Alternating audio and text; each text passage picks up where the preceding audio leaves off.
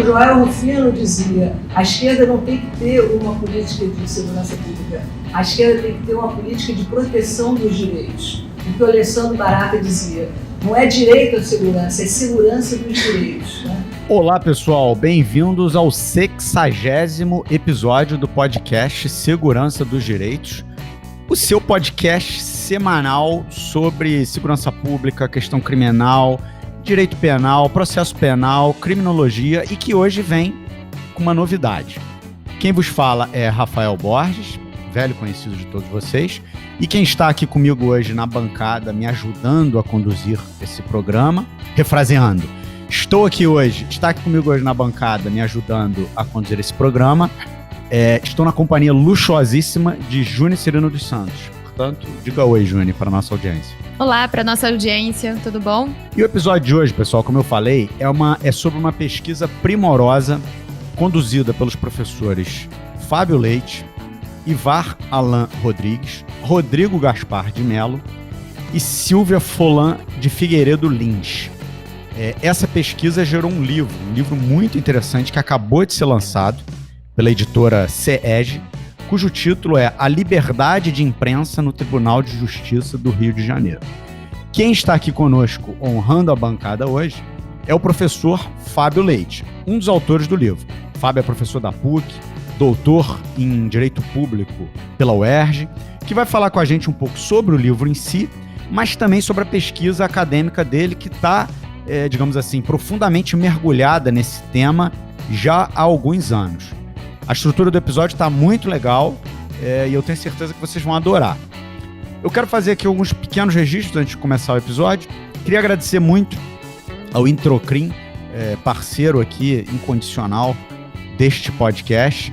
Ontem nós fizemos uma live muito dinâmica, muito legal, lá no canal do Introcrim, sobre uma live que tinha um título bastante curioso, né?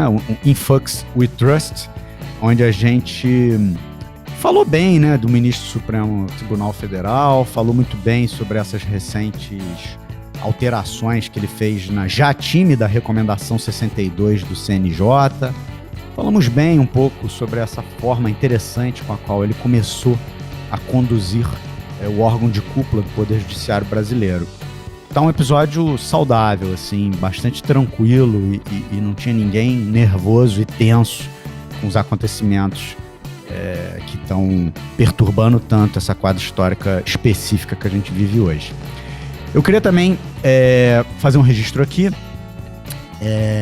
O seguinte, pessoal, o Instituto de Ciências Penais criou também um podcast muito interessante chamado ICPcast. É um podcast conduzido pelo Ícaro Leão e pelo Pedro Figueiredo. Eles já estão, acho que se não me engano, no 8º ou 9º episódio. Eu só na semana passada que tive oportunidade de ouvir e recomendo ouvir com muito carinho, com muita atenção. O Ícaro havia entrado em contato conosco mesmo antes de lançar esse podcast, a gente tinha trocado ali poucas ideias, a gente já tinha entrado em contato com a gente e gostei muito do resultado e estou aqui fazendo uma recomendação expressa para a nossa audiência deste podcast, que também é um podcast que está aí no nosso campo de saber, né? Até sugeri a eles aí que em breve a gente faça um crossover, acho que vai ser bem legal, acho que a audiência dos dois podcasts vai curtir. Só para lembrar vocês que nós estamos no Twitter, no perfil @segdireitos, e praticamente todas as plataformas de áudio de podcast. Temos também um perfil lá no Instagram, mas eu não entendo muito de Instagram, mas se vocês forem lá em Segurança dos Direitos, vocês vão encontrar. O Instagram quem toca é o queridíssimo Léo Artúrios, também responsável pela nossa edição. E temos também um e-mail, que é o seguranca2direitos@gmail.com, que é o canal aí que a gente tem para trocar ideias e entrar em contato com a nossa audiência qualificadíssima. E eu não vou gastar mais nenhum minuto do ouvinte com a minha própria voz para dar início imediato ao 60º episódio do podcast Segurança dos Direitos, o seu podcast semanal sobre segurança pública, que hoje vem no formato de um bate-papo com o queridíssimo Fábio Leite. Bom, Fábio, queria antes de mais nada agradecer muito a sua disponibilidade eu tão logo tomei conhecimento da publicação. Eu já conhecia o teu trabalho acadêmico, né? A gente já se conhece há um tempo. Portanto, eu já conheci o teu trabalho acadêmico, já conheci as tuas pesquisas e sempre recebo elas em primeira mão, pelo fato de que eu tenho o privilégio de estar no mesmo grupo de WhatsApp que você, um daqueles poucos grupos produtivos que a gente tem na vida. O fato é que ali é um canal interessante para receber esse tipo de mensagem. Então, assim que eu me deparei com a publicação desse livro, eu fui tomado de curiosidade, né? Comprei o livro, o e-book, porque em tempos de pandemia eu queria tê-lo muito rapidamente, até para poder pensar nesse episódio. Te convidei para estar aqui e você, de antemão, aceitou. Né? Fiquei muito satisfeito. Você tá dando essa entrevista antes mesmo da live que você vai fazer na Emerge, né? Na Escola da Magistratura, o que me honra demais, que nos honra demais, a bancada desse podcast, está tendo a oportunidade de falar com você antes mesmo de você falar lá na Escola da Magistratura, e é uma pesquisa sobre o TJ-RJ, afinal de contas. E eu queria dizer que esse tema me fascina, Fábio. Eu acho que a questão da liberdade de imprensa e da liberdade de expressão é uma coisa que está muito conectada hoje ao próprio exercício da advocacia criminal. Eu sei que o foco do seu livro não é exatamente este, só que ele está conversando, né, com a liberdade de imprensa e a liberdade de expressão de uma maneira geral.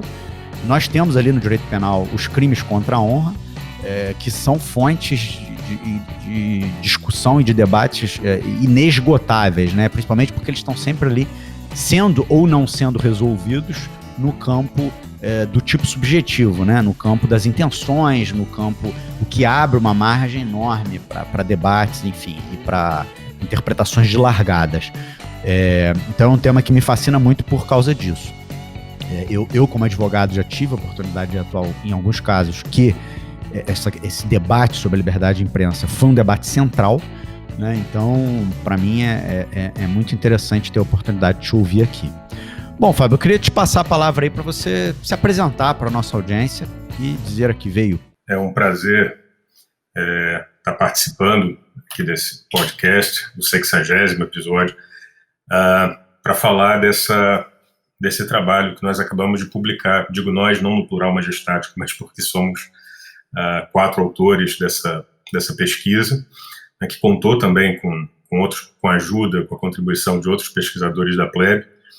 O que eu posso acrescentar a meu respeito, é que eu, como você disse, eu fiz meu doutorado pela UERJ, e o tema da pesquisa que resultou na tese de doutorado era a liberdade religiosa. E eu encerrei essa pesquisa, eu defendi a tese em 2008, tinha encerrado a pesquisa em 2007. O fato é, em 2007 eu comecei uma pesquisa sobre liberdade de expressão, decidi migrar para esse outro tema.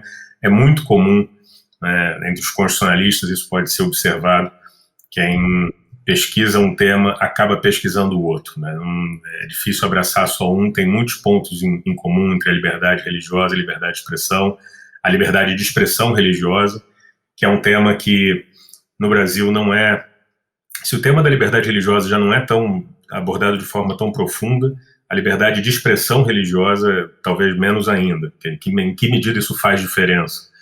Se é uma expressão religiosa ou se é uma liberdade de expressão. O que um religioso pode falar que uma pessoa não religiosa, o que um líder religioso pode falar que uma pessoa não religiosa não poderia falar, porque seria considerado, enfim, ilícito, não protegido, um discurso não protegido pela liberdade de expressão, etc.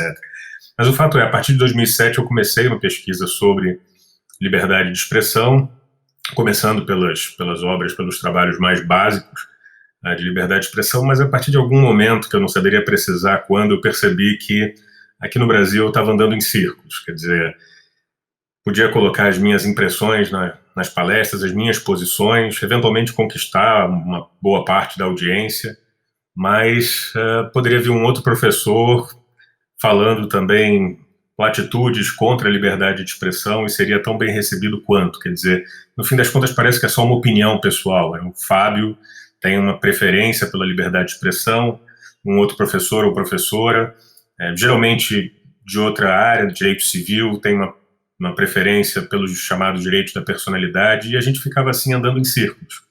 Confesso que até hoje isso é um problema, porque as pessoas imaginam que porque eu pesquiso liberdade de expressão eu vou ter resposta jurídica para as questões, e na verdade, no fundo, eu sinto que muitas das vezes eu tenho a minha opinião apenas.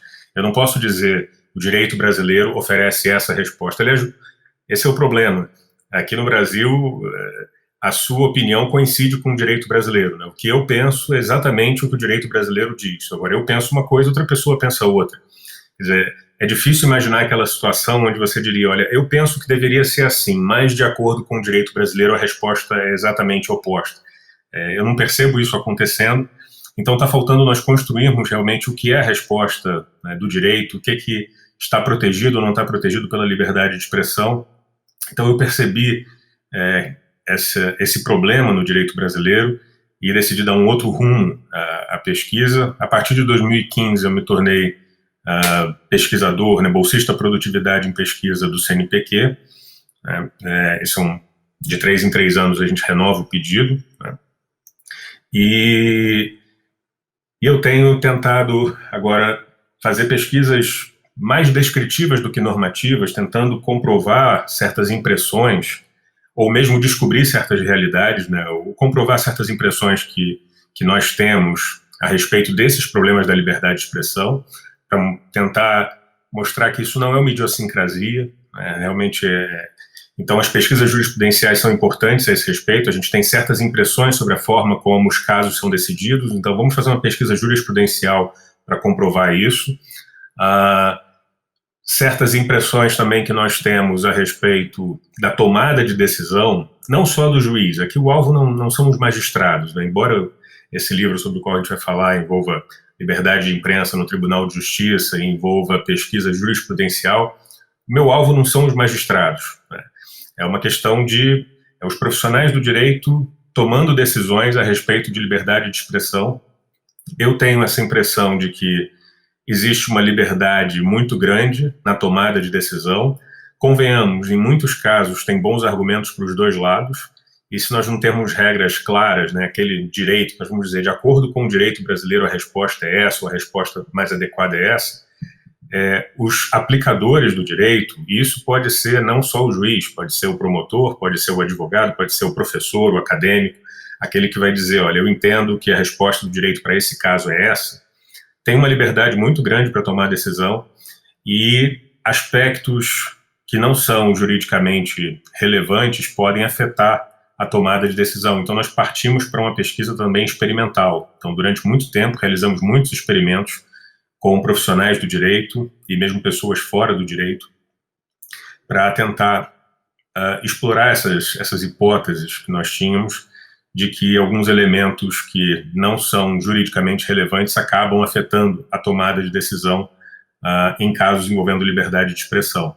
Por exemplo, se a pessoa é religiosa ou não é religiosa, se a pessoa é de direita ou ela é de esquerda, e se quem está sendo julgado é de direita ou é de esquerda, então o aspecto ideológico, e aspectos, às vezes, enfim, aspectos outros também nós avaliamos, eventualmente, se a pessoa julga um caso, julga 3 casos em determinada ordem, mas se julgar os mesmos 3 casos em outra ordem, será que isso afeta a forma como vai julgar esses 3 casos? A ordem afeta a forma de julgamento? Então, se uma pessoa vai julgar apenas um caso e outra vai julgar um caso, mas antes de julgar esse caso leu notícias sobre 10 outros casos e a forma como foram decididos, isso vai afetar o julgamento? Então, diversos vieses cognitivos foram também explorados em diversos experimentos que nós fizemos para avaliar a tomada de decisão, né? E, enfim, basicamente é isso. Quer dizer, nós temos feito diversas pesquisas para tentar comprovar ou dar um subsídio mais consistente para as hipóteses, para as impressões que nós temos, né? Muitas dessas pesquisas são realmente descritivas, não são tanto normativas. Algumas poucas, mas a maior parte são pesquisas descritivas para mostrar a realidade, para não parecer que é algo idiosincrático, que é a forma peculiar como nós vemos as coisas. Muito bom. Fábio, só para ser mais completo, o livro é publicado pela editora SEEG, mas também pela PLEB, né? Pesquisa sobre liberdade de expressão no Brasil, que é um grupo, né, que faz pesquisa na área de liberdade de expressão, não é isso? A editora é a SEEG, né? Nós colocamos ali a marca PLEB porque pretendemos ter publicações, mas a edição é toda da editora SEEG. Nós pedimos apenas colocar na capa a marca do nosso grupo de pesquisa, né, a PLEB. O selo. Exatamente. O selo. Legal. Fábio, eu queria começar pelo livro. E eu queria que você falasse um pouco para a gente sobre a pesquisa em si, sobre o objeto da sua pesquisa, mas principalmente sobre a metodologia da sua pesquisa. Porque, assim, eu, Fábio, não sou propriamente um acadêmico, mas sou um amante da produção acadêmica e até um pouco pelo podcast, aqui em função do podcast, eu estou sempre acessando pesquisas acadêmicas. Enfim, a Júnia, diferente de mim, está mergulhada na academia, é outra coisa. Mas como eu não estou, eu estou sempre em contato com esses trabalhos, com a pesquisa, com a produção acadêmica, para poder ficar inteirado e conduzir as entrevistas aqui de forma pelo menos razoável. E eu percebo na sua publicação, na publicação de vocês, né, na sua e dos seus coautores, uma metodologia muito interessante, muito descritiva e muito completa, que não é assim a tônica da pesquisa na área jurídica no Brasil, né? Tem ali uma coisa especial, né? Um cuidado com o manuseio dos dados, uma precisão, um rigor científico no manejo daquilo, sem prejuízo de que no final vocês dão o recado de vocês, mas o caminho que vocês usam para chegar no final é um caminho muito interessante. E eu queria que você falasse um pouco disso aqui com a gente, né? Um pouco do objeto da pesquisa e dessa metodologia que vocês elegeram para apurar resultados tão precisos. Bom, primeiro eu quero dizer assim que eu sou bastante otimista em relação aos rumos que a pesquisa tem tomado no direito nos últimos anos. Eu acho que nós temos um problema, né, histórico, tradicional, de uma ausência de metodologia de pesquisa no direito, né? Talvez muito de levarmos para a academia aquilo que é feito, a forma como o conhecimento é produzido, digamos, na prática, a forma de escrever dos autores que é muito próxima de uma petição inicial, na estrutura, na argumentação, né? Mas o direito já tem sido, não é nenhuma novidade, eu não estou aqui sendo original ao fazer essa crítica aos trabalhos acadêmicos, às pesquisas, né, realizadas no campo do direito, já tem sido, digamos, alvo de denúncia, alvo de crítica, e tem muitos trabalhos hoje em dia, muitos trabalhos empíricos, até revistas, né? A própria SEGE tem um nome empírico a editora que publicou a nossa obra, Estudos Empíricos. Então eu acho que está tendo um cuidado maior, eu tenho uma visão bastante otimista sobre o futuro da pesquisa no direito. Acho que está melhorando. Eu não sei medir o quanto isso representa, mas eu estou vendo isso crescendo, não está estagnado. Essa pesquisa, bom, é interessante observar que, inicialmente, a pesquisa anterior a essa que nós decidimos abandonar, né? Porque a pesquisa inicial era sobre liberdade de imprensa, liberdade de expressão, tinha pretensões mais amplas aqui no Tribunal de Justiça, mas eu fiquei um pouco insatisfeito com o resultado porque eu achei ele um tanto aleatório.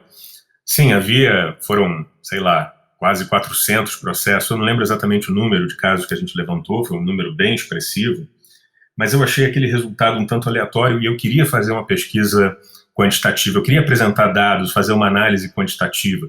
60% foi julgado dessa forma, 40% daquela, e fica muito difícil quando o universo não está completo, e talvez esteja longe disso.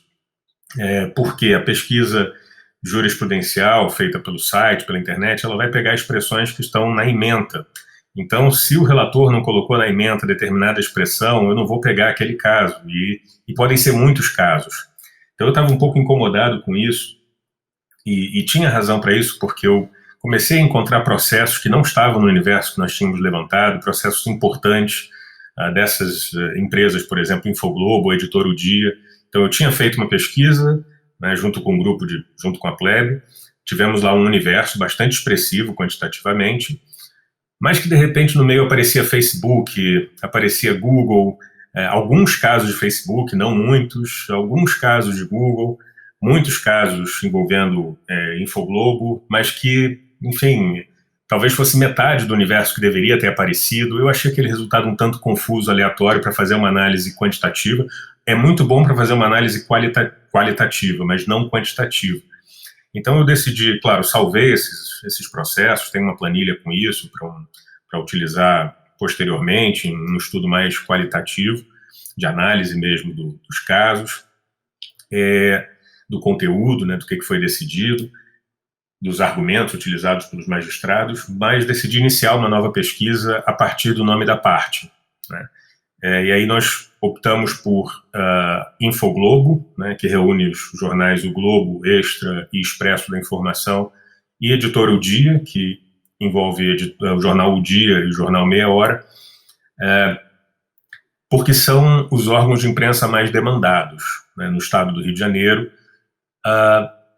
Apesar do título do trabalho ser Liberdade de Imprensa no Tribunal de Justiça, no Tribunal de Justiça do Rio de Janeiro, a gente explica logo no início, logo na introdução, que envolve essas duas empresas. Isso é um dado importante, porque a gente quer deixar bem claro que isso está bem limitado também. Está delimitado e está limitado nas suas conclusões.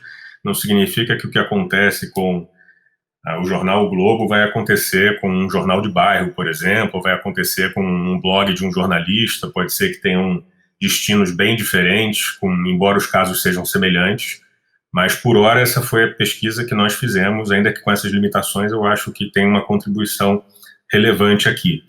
É claro que no futuro nós pretendemos até comparar esse resultado com processos movidos contra blogueiros, jornalistas, contra jornais menores, enfim, mas aí já não vai ser mais uma pesquisa quantitativa, vai ser mais qualitativa, nós vamos comparar como os casos são julgados, até mesmo verificar se a indenização, por exemplo, que um blogueiro tem que pagar, se está no mesmo valor que os grandes jornais têm que pagar, etc.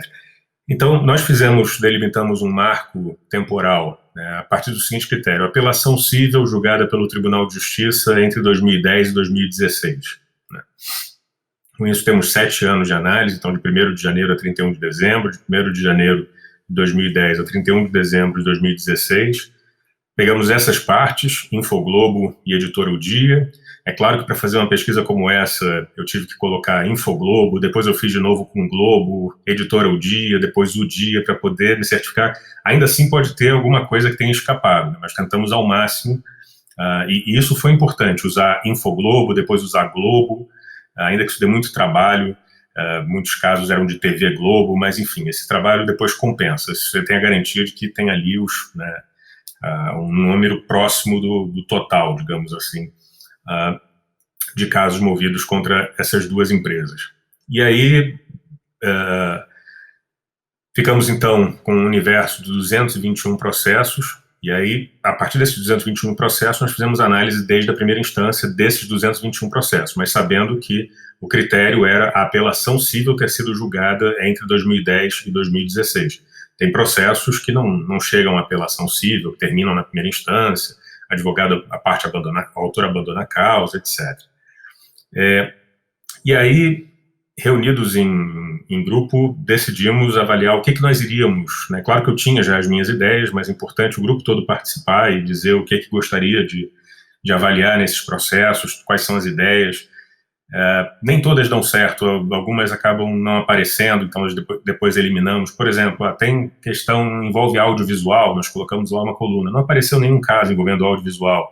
Envolve criança e adolescente, não tinha caso de criança e adolescente, ou se tinha era 1 ou 2, então nós acabamos eliminando depois. Mas primeiro a gente tenta tudo, né? Vamos colocar aqui várias colunas para serem analisadas, depois vamos ver aquelas que deram certo, aquelas que tiveram resultado, e aquelas que nós vamos eliminar. Tem questão sindical aqui, questão envolvendo o sindicato, né? Não apareceu, então nós eliminamos também.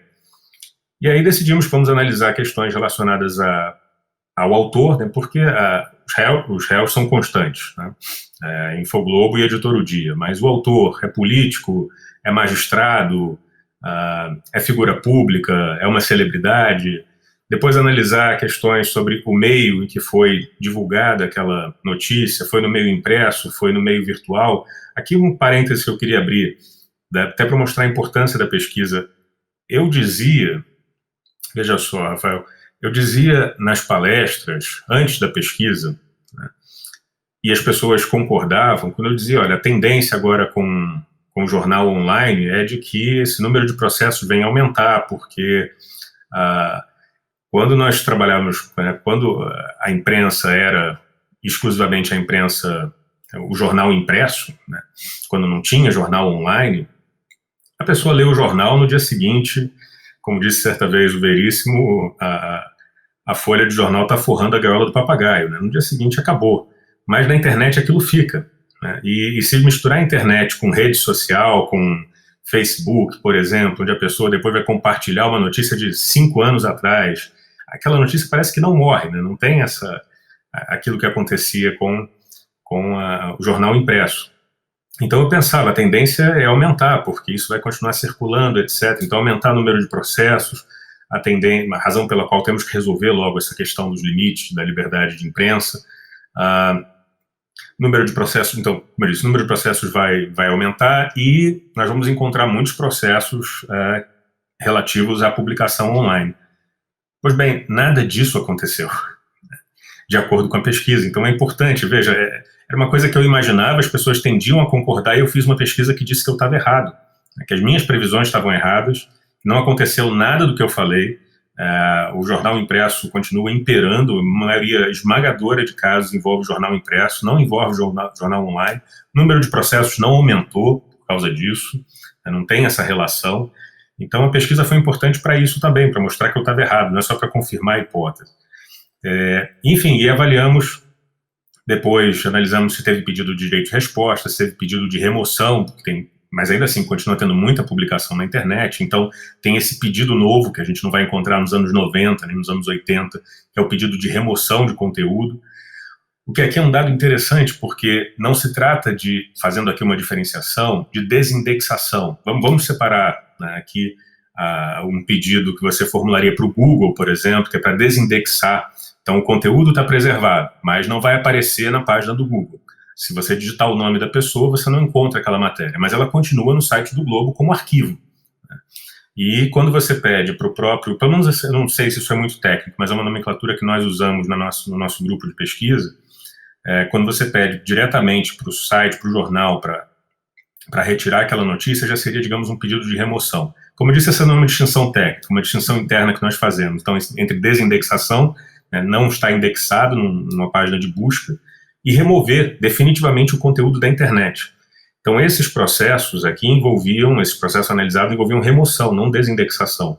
E são coisas diferentes, né, porque é você retirar dos arquivos. Eu lembro aqui, só abrindo um novo parêntese, que no caso Mário Consterra Gonzalez, que ficou bem conhecido, que é o caso de direito ao esquecimento julgado pelo Tribunal de Justiça da União Europeia, a decisão ali se limitou ao Google, porque o pedido para que fosse removido o conteúdo, né, quando Mário Consterra Gonzalez ajuizou a ação contra o Google Spain e o jornal La Vanguardia da Espanha, para remoção do conteúdo do jornal e para desindexação no Google, a decisão em todas as instâncias foi a do Google, sim, mas o La Vanguardia, remoção não.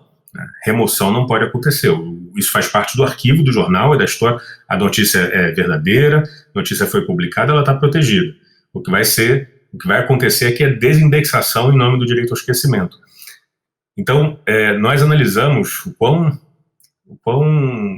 foi legitimado, digamos, esse pedido de remoção nesses processos analisados, quanto não se problematiza isso, não se pensa, não se reflete sobre isso, o que é remover um conteúdo de um site do jornal, do arquivo, não foi publicado, mas não tem mais aquela informação, como isso é diferente, né, da remoção.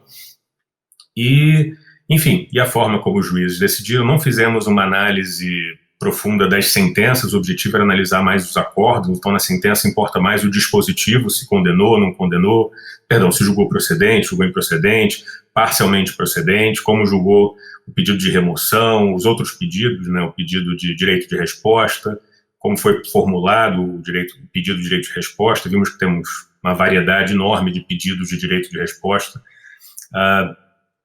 E depois, aí sim, no âmbito do acórdão, uma análise mais da estrutura das decisões, se eles recorrem à ponderação, se aplicam o artigo 20 do Código Civil, que trata de direito à imagem, quando o caso envolve direito à imagem, né?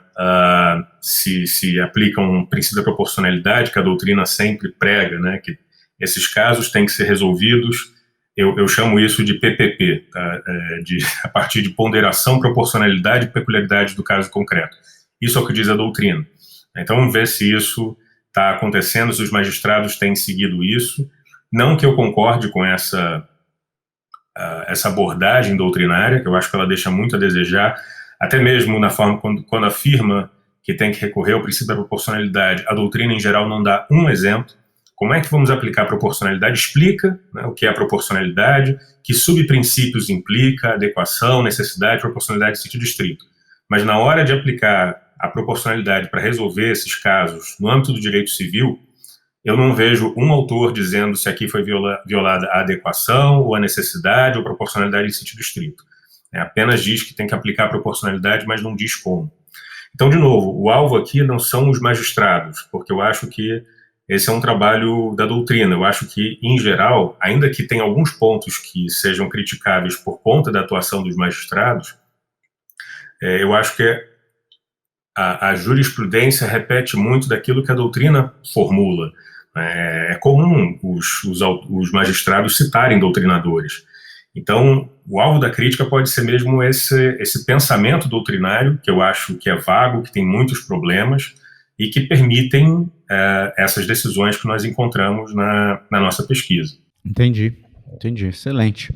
Agora, Fábio, eu queria ver com você, assim, dentre os achados, né, que você encontrou, digamos assim, quais foram aqueles que você reputou mais importantes? Você já deu, de certa forma, uma palhinha para a gente nessa primeira parte da tua fala.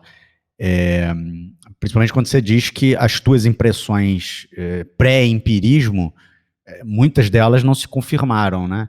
O que é muito interessante, né, Godel? É isso, é o valor da ciência, justamente esse, né? Um cientista do direito, ele não pode ele não pode fazer da sua própria hipótese uma conta de chegada, né? Eu quero chegar ali, então vamos trabalhar, vamos manipular os dados, as informações para poder chegar ali. Não, você ficou rendido em função da sua própria pesquisa. Eu acho que o reconhecimento disso é uma coisa bem, bem legal.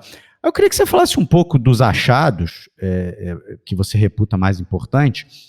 E eu tinha uma perguntinha também aí, que está quase no campo da fofoca, mas que eu acho que é importante. Você selecionou 2 empresas como, digamos, lá na hora de fazer a coluna, né? O Infoglobo, que reúne, suponho, né, o grupo de comunicação Globo, de uma forma geral. O valor estava nessa? Tá na Infoglobo também? Tá, né, Fábio? Que é o jornal o Globo. Mas eu não encontrei nenhum caso contra Tá. É verdade, eu tinha pensado no valor, mas é porque não apareceu nenhum caso envolvendo o jornal Valor Econômico. E eu queria ver com você, se na sua avaliação são empresas de peso econômico muito distintos, né? Embora sejam 2 empresas de comunicação, não se compara o tamanho da Globo, da Grupo de Comunicação Globo com o Dia.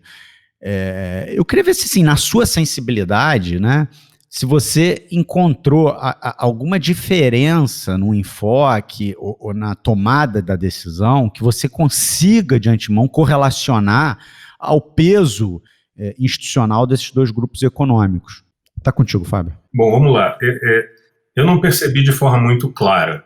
Tá? Posso dizer, sim, que é porque os percentuais são aproximados de procedência em procedência nos dois grupos. Eu também pensava que isso poderia acontecer, era, de certa forma, uma hipótese de que poderia ocorrer essa diferença. Não foi tão expressiva, né, embora o Globo se saia melhor do que a editora O Dia, embora a Infoglobo, né, se saia melhor do que a editora O Dia. E também tem um detalhe que envolve uma análise mais qualitativa, que não foi feita, mas eu li os 221 processos, até porque eu fiz a revisão. Eu não fui o pesquisador isso foi feito um trabalho em conjunto, mas eu fiz a revisão, um double check dos levantamentos, então eu li todos os casos, conheço os casos, e a gente tem que considerar também a diferença de reportagem, de público, né, do jornal O Dia para o jornal O Globo, sobretudo o jornal Meia Hora, né, as questões que aparecem no Meia Hora, muitas das vezes envolvem direito de imagem da Gata de Meia Hora, acho que o título é esse, Gata de Meia Hora. Então, acontecem alguns casos que são muito peculiares, digamos, a um jornal como um jornal Meia Hora, que não dá para comparar com os processos que são movidos contra o jornal o Globo. E às vezes são questões até bem assim, a ilegalidade é explícita, né? Então publicaram a imagem de uma menina, de uma mulher, na Gata da Hora, e não tem nenhum documento do jornal que comprove que ela autorizou isso. Quer dizer, de repente, eventualmente foi recebido por e-mail. Então, chega a ser um caso fácil de procedência da ação. É difícil, às vezes, comparar com um caso envolvendo, vamos lá, o deputado federal Eduardo Cunha, o ex-deputado federal Eduardo Cunha no Globo, onde muitos foram julgados improcedentes. Né? Eu acho que a maioria, se não todos, os processos contra o Eduardo Cunha foram julgados improcedentes, movidos pelo Eduardo Cunha, foram julgados improcedentes. Então, os casos também são diferentes. Né? Muitos casos de PM, no caso do dia ou meia hora. Então, isso envolve uma análise mais qualitativa. Eu não percebi, não ficou muito claro a diferença do peso, do poder econômico das duas empresas. Talvez isso fique mais claro quando for comparar com blog ou jornais de bairro. Vou dizer para você que na pesquisa anterior que eu fiz, por exemplo, aquela que eu deixei de lado por hora, eu lembro de um caso que me chamou muita atenção, que era de um magistrado, não vou citar o nome, bem conhecido, que ajuizou uma ação contra um jornal de bairro de Niterói, que era gratuito, assim, tem 500 exemplares, não sei, distribuídos em padaria. E a defesa do jornal de bairro gratuito dizia, olha, mas nós só reproduzimos uma reportagem do Globo. O magistrado não processou o Globo, processou apenas o pequeno jornal de bairro. E eu achei aquilo ali bastante desproporcional em vários aspectos, inclusive na condenação. Então, talvez seja interessante fazer essa comparação posterior, digamos, entre esses resultados com as duas empresas, onde eu, de novo, não percebi uma diferença muito expressiva, nem mesmo em média de indenização, as médias são parecidas de indenização que um jornal ou outro tem que pagar.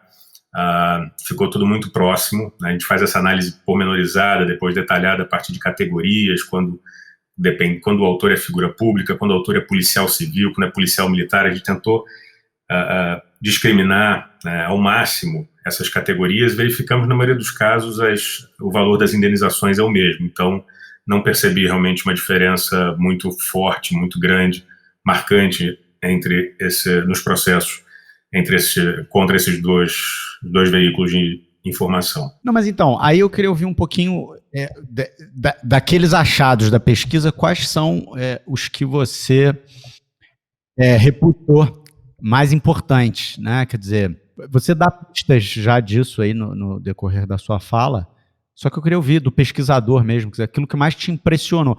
Provavelmente foi aquilo que não confirmou as tuas hipóteses, né, iniciais. Mas eu também queria saber daquilo que confirmou, o que confirmou mesmo, o que ficou muito claro, o que te chamou a atenção nesse aspecto. Ok, vamos lá. Tem várias coisas, mas como você mesmo disse, vou selecionar algumas aqui.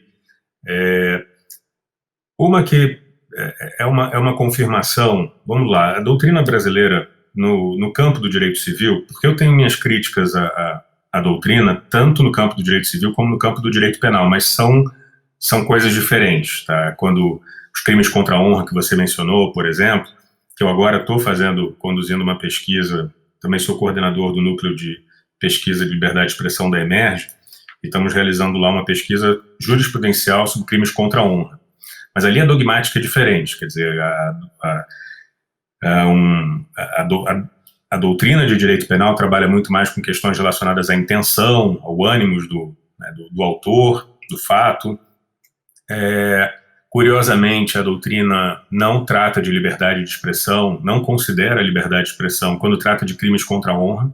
Isso é uma coisa que, se nós formos analisar os manuais de direito penal, isso eu posso dizer que já foi analisado, não menciona liberdade de expressão. Eu encontrei um autor que trata de liberdade de expressão no capítulo relativo à injúria, quando fala da imunidade material do advogado. É o único momento que a liberdade de expressão aparece, mas ela não aparece para a reflexão sobre o delito de injúria, que muitas das vezes pode envolver liberdade de expressão.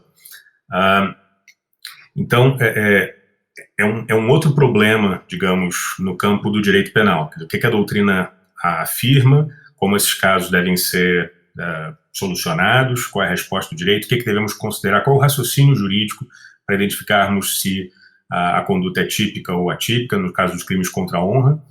E tem os seus problemas, na minha opinião, mas vamos fazer uma pesquisa para tentar comprovar isso. Já fizemos estudos correlacionais, no caso da injúria, tem uma publicação sobre isso para quem tiver interesse. É um artigo que eu publiquei também com Ivar e Flávia Kamenetz, que foi minha orientanda chamado Adivinhe Quem Vem para o Jantar, a liberdade de expressão e a subjetividade do julgador nos crimes de injúria. Mas no campo do direito civil, o que a doutrina prega é outra coisa, é um outro método, que envolve ponderação, que envolve parâmetros, pelo menos esse é o termo que a doutrina utiliza, né? Temos que adotar determinados parâmetros. O que eu tenho observado é que esses parâmetros são certas platitudes, com as quais todo mundo concorda, ninguém questiona, não envolve uma tomada de posição, se X, então Y, não é? O aplicador deve considerar, e aí vem uma série de platitudes, deve considerar isso, se, no caso de imagem, se o local era público, se é pessoa pública ou não é pessoa pública, se é particular. Pois bem, mas o aplicador deve apenas considerar isso. Se ele considerou, ele já atendeu a doutrina. Agora, qual o resultado? Isso a doutrina não antecipa. Isso envolve tomada de posição prévia. Isso a doutrina não faz, não quer fazer e acha que não deve ser feito. E eu já acho que se não for feito, não vai funcionar. Porque nós podemos considerar o que a gente quiser e depois chegar no resultado que nós quisermos. Dificilmente alguém vai dizer isso é absurdo ou isso é errado. Um parâmetro mais concreto seria se X, então Y. Se a pessoa pública se envolve, então como nós falamos, por exemplo, na obra, se é opinião, então está protegida. Não existe opinião falsa. Se é opinião, então está protegida. Se é fato, aí temos que discutir se é fato verdadeiro, falso. Mas com isso você já protege uma categoria. E isso que nós estamos propondo não é nada original. Isso acontece nos Estados Unidos, isso acontece na Alemanha, isso acontece no Tribunal Europeu de Direitos Humanos. Isso é levado em consideração pela Corte Interamericana de Direitos Humanos, que opiniões não podem ser falsas ou verdadeiras. Isso já seria uma regra. Isso é um parâmetro mais concreto. As opiniões estão protegidas. Se X, então Y. Se é opinião, então está protegido. Não resolveria a maioria dos casos que nós levantamos. Por exemplo, dos casos que nós levantamos, tem só 6 de opinião. Mas desses 6 de opinião, 4 foram julgados procedentes. Um deles movido por magistrado. Se tivéssemos essa regra, por exemplo, como eu disse, vigora em outros países, em cortes internacionais, esses casos já teriam sido julgados de outra forma. Alguém poderia dizer, eu acho que não deveria, mas de acordo com a regra do direito de que as opiniões estão protegidas, eu acho errado, deontologicamente, acho que não deveria ser assim, acho um absurdo o que a pessoa falou, mas é sua opinião. Então, nós trabalhamos a doutrina no Brasil, no direito civil, no direito constitucional, ela afirma que esses casos devem ser resolvidos dessa forma. E aí vem afirmações como pessoas públicas estão mais sujeitas a críticas, isso faz parte da democracia, sua atuação envolve interesse público, há interesse público na fiscalização da forma como atuam as chamadas figuras públicas. E eu não percebi uma diferença, quer dizer, tem uma diferença, claro, quando formos analisar os processos movidos por particulares, de um lado, e os processos movidos por figuras públicas, agentes públicos, ou agentes de segurança pública, quando vamos comparar esses dois grupos, de um lado os particulares, de outro lado esses policiais, agentes e figuras públicas, tem uma diferença. Ainda assim, eu acho acho que no Brasil é convidativo, de acordo com o resultado que nós tivemos, é convidativo a um policial ajuizar uma ação contra um jornal, por exemplo, um policial militar, coisa que eu não sei se é comum em outros países, eu não fiz esse estudo de direito comparado.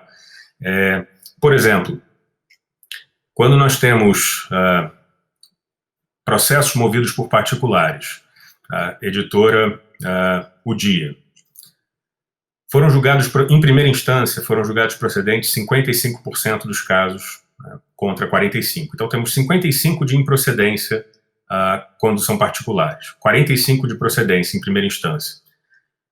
Quando foram figuras públicas, policiais, agentes públicos, figuras públicas, 45% de procedência. Quer dizer, 55% de improcedência com particulares, 45% de improcedência com policiais, agentes públicos e figuras públicas. É muito próximo.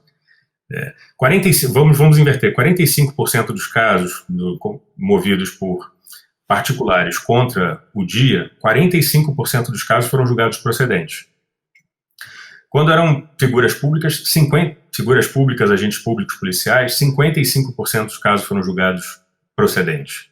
Então, assim, tá muito próximo, a diferença não é muito expressiva, ainda que no caso do Globo tenha sido inverso, mais casos de improcedência do que procedência, ainda assim o número, a quantidade de casos de procedência é elevado, o percentual é elevado. Isso mostra que esse parâmetro, ou sugere pelo menos, não mostra, porque isso envolve de novo uma análise qualitativa, mas sugere que esse parâmetro é muito fraco, de dizer que as pessoas, as figuras públicas, sobretudo as autoridades públicas, os policiais, estão sujeitos a maior crítica por parte da sociedade, fiscalização por parte dos órgãos de imprensa. Essa é a casa de palha dos 3 porquinhos, sabe? Com um sopro você já derruba esse parâmetro, segundo a pesquisa tem demonstrado. Uma coisa interessante e aqui o alvo já não é tanto a doutrina, embora em parte seja, é relativo ao processo movido por magistrados. Isso confirmou, sim, uma impressão, uma hipótese que nós tínhamos, né? Processo movido por magistrado, foram 7 processos, magistrados ganharam 6. Então, só um caso foi julgado improcedente. Tem as indenizações, assim, o que eu posso dizer é, se o processo é movido por magistrado, a chance de êxito é enorme, simplesmente porque o autor é magistrado. Tá? Se forem políticos, de 26 casos, só 6 foram procedentes. Servidores, tivemos um número muito pequeno, 5 casos só, não interessa muito a análise aqui. Mas para políticos vale essa ideia de que os políticos estão sujeitos à crítica, etc. Então, de 26 casos, só 6 foram julgados procedentes. Mas quando o autor é magistrado, quando aquele que é a vítima da ofensa é um magistrado, seja juiz ou desembargador, de 7 casos, 6 foram julgados procedentes. Eu me espantei só porque eu sinceramente achei que os 7 seriam julgados procedentes. Fiquei um pouco espantado com um caso de improcedência. Tem um caso que tinha 2 autores, uma magistrada e mais um autor, que é do Ministério Público. E eu fui investigar, mas por que esse autor está aqui? Quando eu fui analisar, verifiquei que o autor era marido da juíza, né? E ele não foi citado na matéria de jornal, mas ele diz que se atingiu a honra da sua esposa, atingiu a sua própria honra. Então, assim, nesse caso, menos mal assim, que quem julgou o caso em primeira instância, não lembro se foi um juiz ou uma juíza, julgou improcedente para ele e ele não recorreu. Mas ele tentou, eu diria assim, que ele tentou. Vamos tentar, porque a chance de êxito é muito grande. Mas em outros casos, envolvendo familiares e desembargadores, também ajuizaram a ação e ganharam. Tá? Então, assim, tem precedente de familiares ajuizando, junto com o magistrado, esposa, filhos, etc., e que tem êxito. O tribunal, em regra, aumenta bastante a indenização de primeiro piso. Então, os magistrados ganham em primeira instância, eles recorrem, os magistrados, e o tribunal aumenta o valor da indenização. A média, por processo, é de R$100 mil de indenização, por processo. Tá? Se formos considerar por pessoa, a média fica, se não me engano, em R$50 mil. Ao passo que, para as pessoas, em geral, a média fica entre 10 e 20 mil reais. Né? Para os particulares, para todos os outros, não só particulares, policial, militar, etc., para todos os outros, a média fica entre 10 e 20. Mas se envolve magistrado ou parente de magistrado, vai para 50 mil reais. Essa é a média. Então vamos lá, essa é uma crítica que eu faço, claro, à magistratura. Mas também eu disse a vocês que eu acho que há uma parcela de responsabilidade que recai sobre a doutrina, porque acho que temos que falar sobre honra dos juízes. Né? Esse é um assunto porque isso está fazendo diferença na prática, mas não faz diferença na doutrina.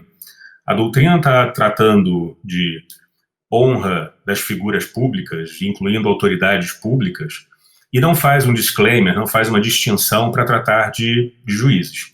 E isso, na prática, tem feito diferença. Numa pesquisa muito perfunctória que eu fiz a respeito desse tema, há anos atrás, eu descobri que esse é um assunto de debate, título de seminário que resultou em publicação, em livro, na Europa, que é discutir a honra dos juízes. Então, assim, honra dos juízes é um tema, então vamos encará-lo como um tema. A pesquisa tem demonstrado que isso é, sim, um assunto. Temos que discutir, afinal de contas, a honra dos juízes é maior ou é menor? O juiz tem que ser protegido, não tem que ser protegido? Eu não estou antecipando nada, como eu disse, a pesquisa não é normativa, mas eu acho que a doutrina tem que discutir isso. Não está funcionando falar sobre figuras públicas, porque a prática tem discriminado os magistrados. Os magistrados são diferentes, eles têm uma honra maior, a indenização deles é muito maior, não importa o conteúdo, porque o conteúdo, a ofensa pode ser mais leve do que se comparado com outros processos, com outros casos, mas a indenização é muito maior. Isso provavelmente gera um efeito de resfriamento, quer dizer, quem é que agora vai ter a coragem, qual jornalista, ainda mais se não for de um grande jornal, de escrever uma matéria envolvendo um membro da magistratura, né? Isso é, na minha opinião, uma anomalia do nosso sistema. Eu não tenho mais acompanhado, vou abrir um parênteses, não faz parte dessa pesquisa, mas até a época em que eu acompanhava, o ministro Gilmar Mendes ganhou todos os processos que ele moveu. Todos os processos que ele movia porque se sentiu ofendido. Um ministro do Supremo Tribunal Federal. Teve um caso que ele perdeu na primeira instância, perdeu na segunda instância, mas quando chegou no STJ, ganhou por unanimidade. Então, assim, eu acho que ele não perdeu nenhum processo, né, no fim das contas. Quando chega no final, ele não perdeu nenhum processo. Então, a gente tem que discutir esse assunto, porque, vamos lá, eu não vou dizer que é uma decisão sem fundamento. Toda decisão, mas como diz um amigo, até o nazismo foi fundamentado. Assim, não basta encontrar um fundamento. Você tem um fundamento. Quer encontrar, você vai encontrar um. A questão é a gente tem que discutir esse tema da honra dos juízes. Acho que uma análise, talvez, de direito comparado seria importante, uma contribuição relevante, como isso é encarado em outros países, mas, como eu disse, na prática isso está fazendo diferença, né? Esse foi um resultado que eu achei bastante interessante da pesquisa. Fábio, eu quero só fazer uma observação aqui, eu já deixo você continuar, mas é muito interessante que você... Lógico, todos esses dados que você traz sobre os magistrados são estarrecedores, né? A gente fica bastante assustado com isso, mas eu achei interessante que você colocou essa situação dos magistrados em comparação também com a situação dos políticos, né? E como existe uma proximidade muito maior dos políticos com, digamos, né, nós, seres humanos meros mortais, mas com os magistrados não. E isso é especialmente interessante em tempos que a gente vê que magistrados têm uma atuação e uma expressão política na sociedade muito maior do que em outros tempos, né? Então isso fica ainda mais assustador para a gente quando a gente pensa que esses magistrados não são só magistrados, certo? Muitos deles são também magistrados que têm uma importância política na sociedade. Então, como que os políticos estão sujeitos à crítica de uma maneira muito mais incisiva do que os magistrados? Que lógica é essa, né, que se aplica? Eu estou, assim, fascinada com essas informações que você está trazendo. É verdade, muito bem observado, porque a gente está passando por essa mudança agora, né, na sociedade em relação ao poder judiciário. As pessoas, se na década de 90, as pessoas de fora do direito e até mesmo dentro do direito não sabiam os nomes dos ministros do Supremo Tribunal Federal, hoje o Brasil todo conhece a composição, e agora está conhecendo o nome de juízes também, né? Isso realmente é uma novidade mais recente, como você observou. As pessoas sabem quem é Moro, que já não é mais juiz, mas quem é Bretas, quer dizer, é Marcelo Bretas. Então, os nomes de certos magistrados têm, até por conta das redes sociais, e isso de alguma forma ajuda, né, a divulgação dos nomes. Então eles estão tendo essa, como se diz, essa atuação que se aproxima em alguns casos dos políticos, né, de alguma forma. Às vezes nós não vemos a diferença entre um e outro. Eles têm uma expressão política na sociedade muito próxima dos políticos, mas eles não estão sujeitos ao mesmo potencial de crítica. É verdade, concordo plenamente. Mais uma razão pela qual a gente tem que pensar isso, né? E eu vou dizer assim, na prática não está funcionando. Na prática eles têm uma coisa interna que, como eu disse, a doutrina não colabora. Eu acho que a doutrina tinha que fazer o seu trabalho aqui, e aí pode ser que a jurisprudência vá divergir da doutrina, mas a doutrina tinha que pensar alguma coisa a esse respeito, tem que ter uma construção, mostrar se tem diferença e em que medida. E talvez um último ponto que eu queria ressaltar aqui em relação ao que me chamou a atenção. Aqui eu realmente não sabia o que esperar. Na pesquisa a gente chama de jogar a rede no mar, né? Eu não sei o que vai aparecer, não sei o que eu vou encontrar aqui, eu estou simplesmente jogando a rede, que é a questão relativa a direito de resposta. Foi importante até para mim essa pesquisa, para eu pensar melhor esse tema. Eu tinha uma visão, de certa forma ainda tenho, mas talvez idealizada demais a respeito do direito de resposta. Publiquei um trabalho pregando, digamos, uma posição preferencial do direito de resposta, esse é o título, né, por uma posição preferencial do direito de resposta nesses conflitos, porque o direito de resposta, quando bem aplicado, claro, quando aplicado adequadamente, ele gera mais informação, né, o outro lado sendo publicado, é uma sanção para o jornal prefere pagar R$10 mil do que publicar um direito de resposta, certamente, dependendo do jornal, é claro, dependendo de algumas variáveis, mas certamente é mais barato, né, num processo que dura 3 anos, né, você pagar R$10 mil do que publicar um direito de resposta apontando os erros na abordagem jornalística, enfim, eventuais erros que podem ser grosseiros. Eu vou te interromper de novo só para lembrar a nossa audiência, desculpa, Fábio, mas só para lembrar a nossa audiência que, por falar em direito de resposta, a gente trouxe aqui para o podcast alguns episódios atrás a famosa narração do direito de resposta do Brizola, feita pelo Cid Moreira. Pelo Cid Moreira, exatamente. Exatamente, com certeza. É um constrangimento maior para o jornal, né? Exatamente, a Globo preferiria pagar o que fosse, pagar R$100 mil, R$200 mil para o Brizola do que publicar aquele direito de resposta, sobretudo que hoje em dia está no YouTube. Né? Isso aí nunca vai cair no esquecimento. Então, o que eu pregava é que se um juiz, e aqui era mais normativo, digamos, em determinadas situações, que eu não posso antecipar muito bem quais, mas o juiz não estando muito seguro a respeito se cabe indenização ou não deveria condenar a indenização, mas condenar em direito de resposta.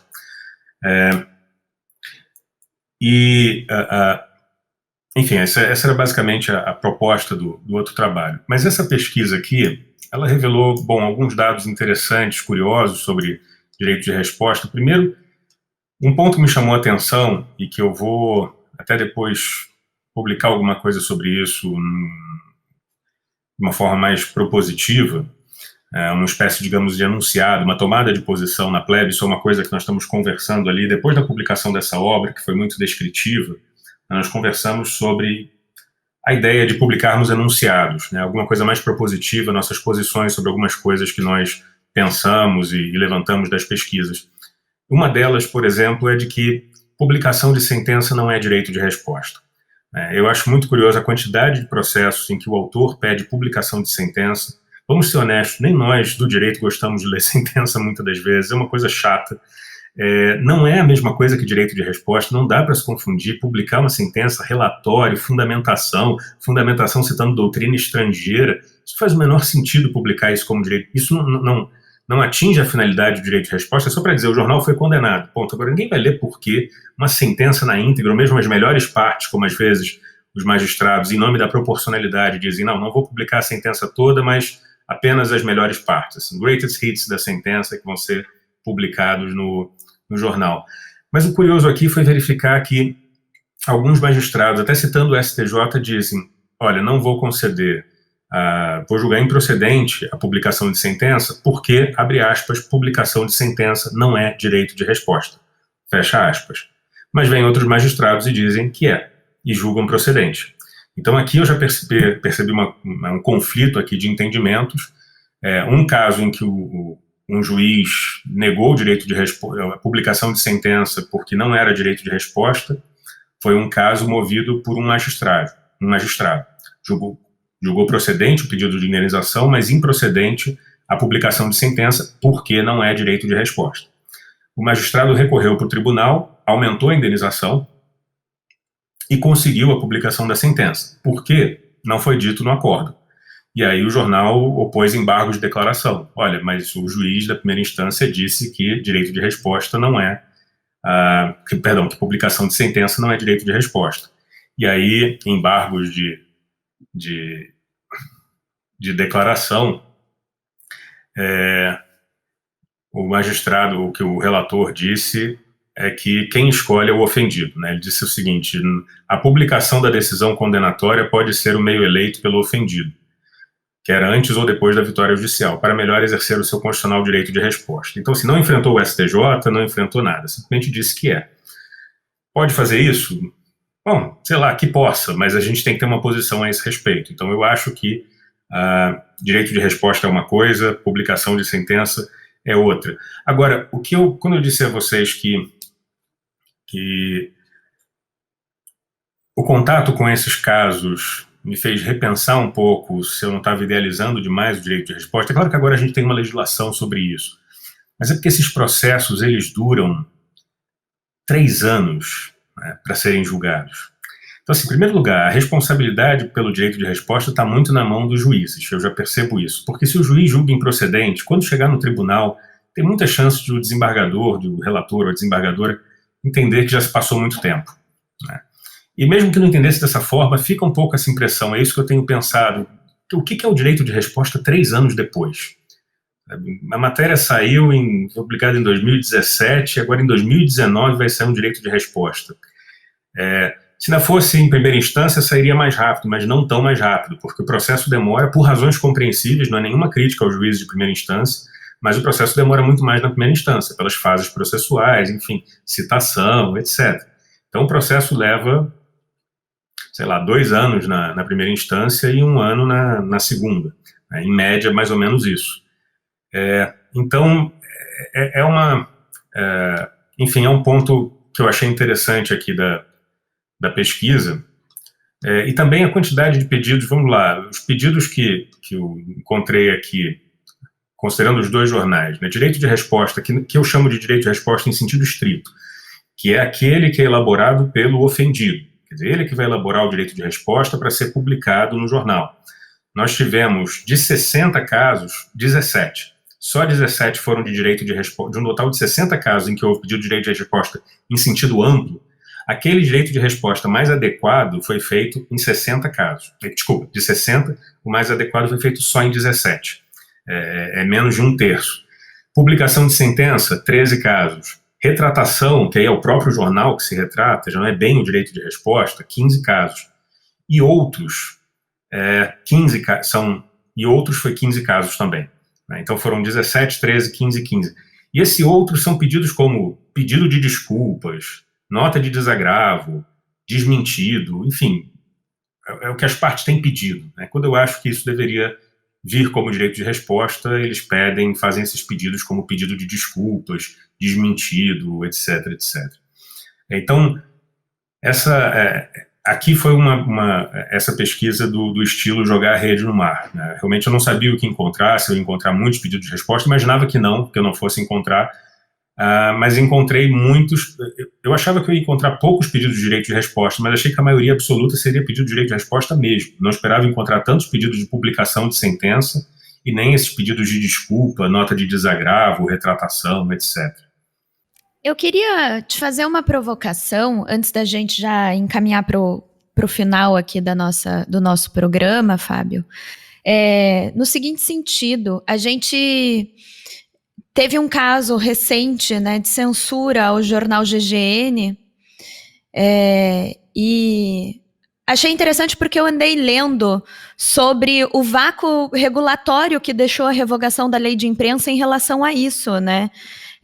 E acho que isso tem um pouco a ver com a tua pesquisa, porque quando da revogação da lei de imprensa, existia um debate sobre como se daria essa regulação por parte do judiciário, que é uma regulação um pouco casuística, né? Um pouco como a gente vê que você encontra isso na tua pesquisa.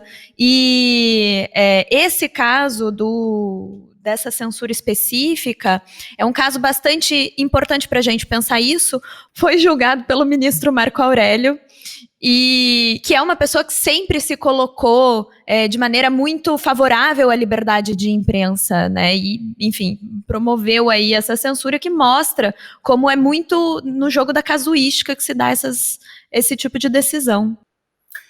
Eu tenho uma impressão, eu posso estar equivocado, de que o ministro Luiz Barroso, talvez, eu não tenho contato nem com ele, nem com assessores, mas talvez ele tenha percebido essa falha nessa abordagem dos limites à liberdade de expressão, e eu digo isso porque ele reconheceu repercussão geral em um recurso extraordinário, envolvendo liberdade de imprensa, não lembro se foi um blog ou algo do tipo, e está aguardando contribuições, e a ideia é formar uma tese, elaborar uma tese. Eu só não sei eu não sei muito bem o que esperar disso, porque, como eu disse, a doutrina brasileira em geral, não tem trabalhado dessa forma, de uma forma mais concreta, que é nisso que nós estamos apostando, é uma aposta. Também não estou dizendo que isso vai funcionar, ou exatamente como vai funcionar, mas que nós deveríamos nos aproximar mais de regras, de enunciados mais concretos. Quando eu falo regra, eu não falo uma lei orgânica da liberdade de expressão, que, aliás, nenhum país tem, enquanto eu saiba. Eu estou falando de construir enunciados normativos que podem vir da doutrina, podem ser súmula, podem ser tese, mas alguma coisa um pouco mais concreta que tente construir, quem tente estabelecer com maior clareza aquilo que está permitido, aquilo que está protegido, ou também aquilo que não está protegido, como eu falei a respeito da honra, do direito, da opinião, dos casos de opinião. Isso, e como eu disse a você, isso não resolve a maioria esmagadora dos casos que nós levantamos. Resolveria 6 de 221, ou seja, quase nada. Mas já é alguma coisa propositiva que daria garantia para alguém de dizer, olha, nem ajuize uma ação porque você vai perder. Porque a resposta do direito brasileiro é as opiniões estão protegidas. A opinião pode ser contra o Bolsonaro, pode ser contra o Lula, pode ser contra os promotores que tomaram, como aconteceu no caso da Folha de São Paulo, né? A Folha de São Paulo, condenada pelos promotores, a Folha de São Paulo deu uma opinião sobre a atuação de 3 promotores, lá no caso envolvendo Lula, e foi processada pelos promotores e a Folha de São Paulo perdeu. É um caso nítido de opinião.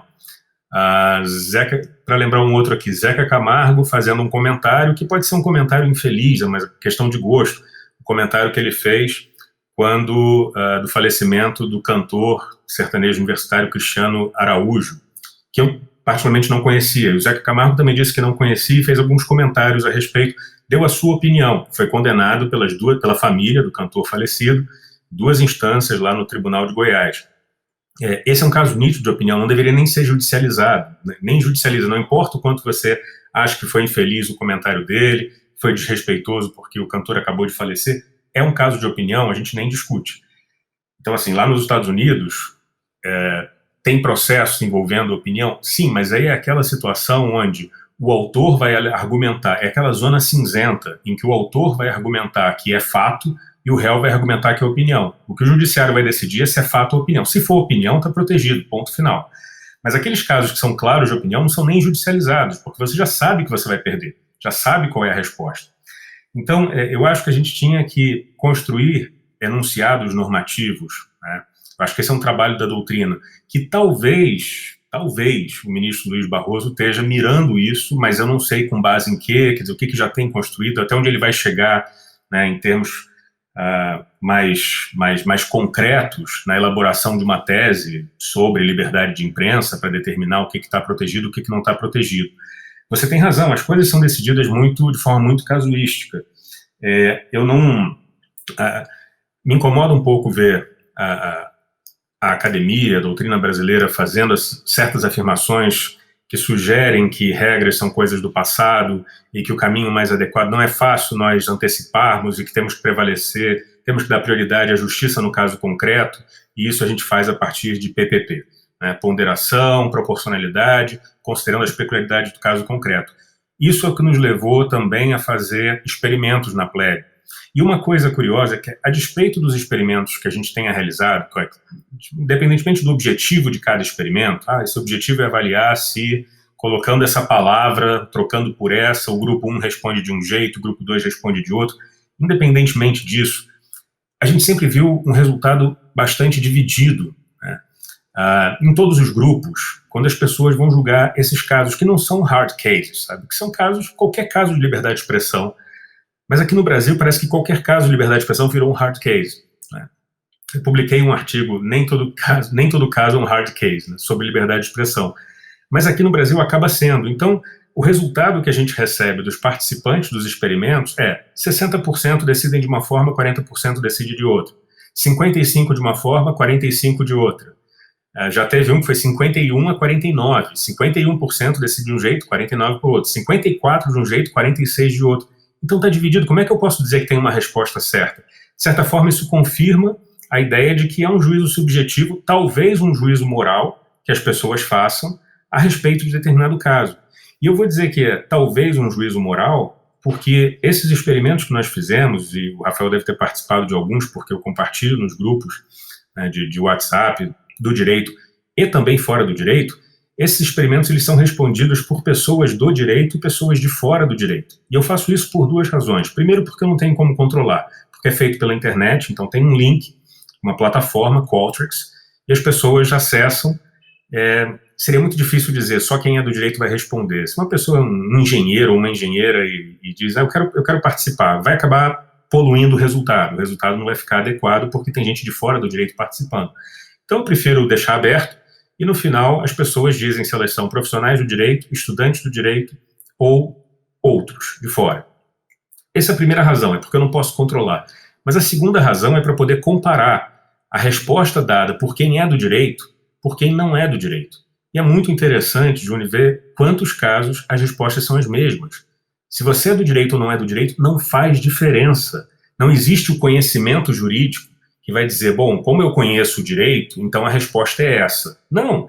Se é 60% a 40% entre os profissionais, entre os leigos também é 60% a 40%, ou alguma coisa parecida. Nunca é exatamente a mesma coisa, mas é muito parecido. Então isso confirma a impressão de que é um julgamento moral que está sendo feito pelos participantes. Nenhum caso a gente colocou ali metodologia, ponderação, coisa do tipo. É só para você julgaria procedente ou improcedente. Então, algumas observações. Costuma ser dividido esse resultado e é semelhante ao resultado dos leigos.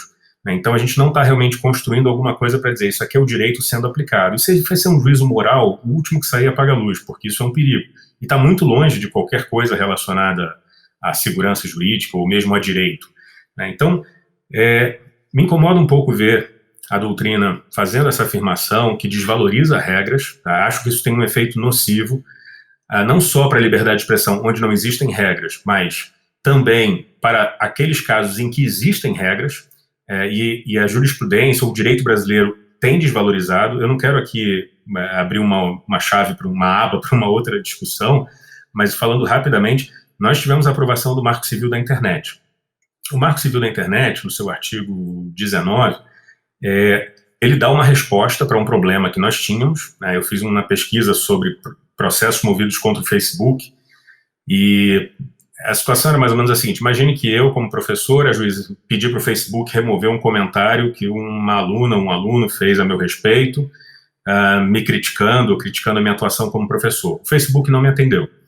Aí eu processo o Facebook pedindo para remover o comentário e também peço uma indenização. Então veja, o juiz vai dizer, julgaria o caso, antes do Marco Civil, julgaria o caso procedente pela remoção do conteúdo e ainda obrigaria o Facebook a me pagar 20 mil reais porque ele não removeu o conteúdo. E aí chega no tribunal, o tribunal entende que é liberdade de expressão e julga improcedente, dá provimento ao meu recurso, julga improcedente. Eu fui conversar com os advogados do Facebook há alguns anos, fui a São Paulo fazer uma entrevista, e a resposta deles foi basicamente essa: realmente, esses casos de liberdade de expressão a gente não se envolve, nós não somos juízes para decidir o que está protegido e o que não está protegido. Nem a doutrina tem um pensamento muito claro a esse respeito. Pois bem, veio o Marco Civil da Internet e resolveu esse problema. E disse o seguinte: olha, o Facebook só vai ser responsabilizado se ele descumprir decisão judicial. O que é basicamente dizer, quem vai decidir se pode ou não pode publicar aquele comentário, se ele está protegido ou não, é o juiz. E o Facebook vai ter que obedecer a decisão do juiz. É a solução ideal? Não é, ela é criticável, tem muita gente que vai achar um absurdo, vai dizer, poxa, então todo mundo agora tem que entrar no judiciário? Sim, mas é a resposta dada pela lei. Aí eu fui fazer uma pesquisa para ver como é que os juízes estão lidando com essa lei, aqui no Juizado Especial Civil do Rio de Janeiro.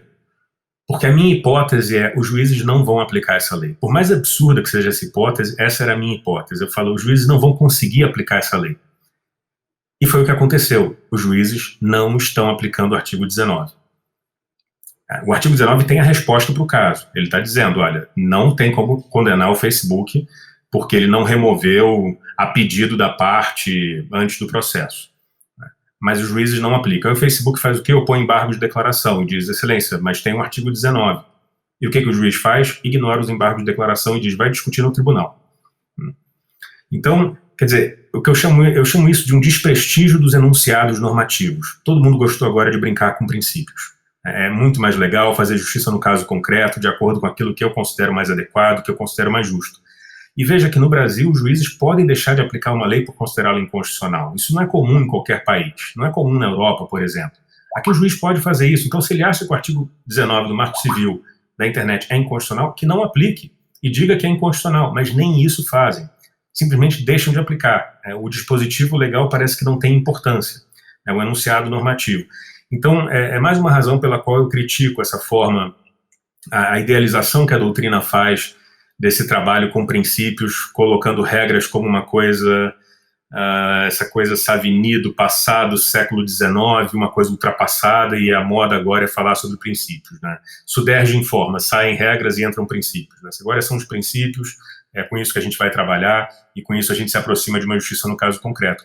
Não está funcionando e está tendo esse efeito colateral, na minha opinião, que é o desprestígio das regras nos casos concretos. Em outros casos fora dessa pesquisa que foi feita aqui.